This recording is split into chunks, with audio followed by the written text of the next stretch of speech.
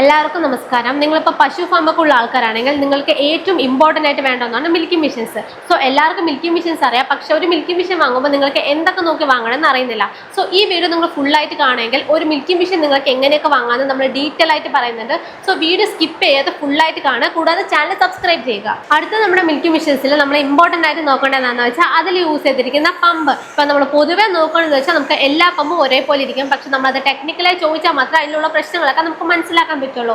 പക്ഷെ നമ്മുടെ എമ്മിലെ ലിയോ മിൽക്കിംഗ് മെഷീൻസിൽ നോക്കുകയാണെന്ന് വെച്ചാൽ നമ്മൾ ഇൻബിൽഡ് ഓയിൽ പമ്പാണ് യൂസ് ചെയ്തിരിക്കുന്നത്.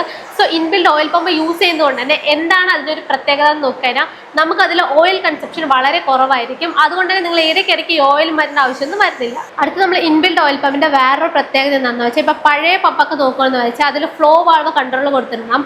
അതിൽ നമ്മൾ ഓയിൽ ഒഴിക്കുന്ന സമയത്ത് നമുക്ക് ഓയിൽ ഒരുപാട് പമ്പിലോട്ട് പോയിട്ട് പെട്ടെന്ന് തന്നെ പമ്പ് ലോഡായിട്ട് ഡാമേജ് ആവാൻ ചാൻസ് ഉണ്ട്, അല്ലെങ്കിൽ ഓയിൽ കുറവായി പോയിട്ട് നമുക്ക് പെട്ടെന്ന് തന്നെ പമ്പ് ഹീറ്റ് ആവാൻ ചാൻസ് ഉണ്ട്. സോ നമ്മുടെ ഈ ഇൻബിൽഡ് ഓയിൽ പമ്പ് ആയതുകൊണ്ട് തന്നെ നിങ്ങൾക്ക് ഇങ്ങനെയുള്ള യാതൊരു പ്രശ്നവും വരില്ല, സേഫ് ആയി തന്നെ യൂസ് ചെയ്യാം.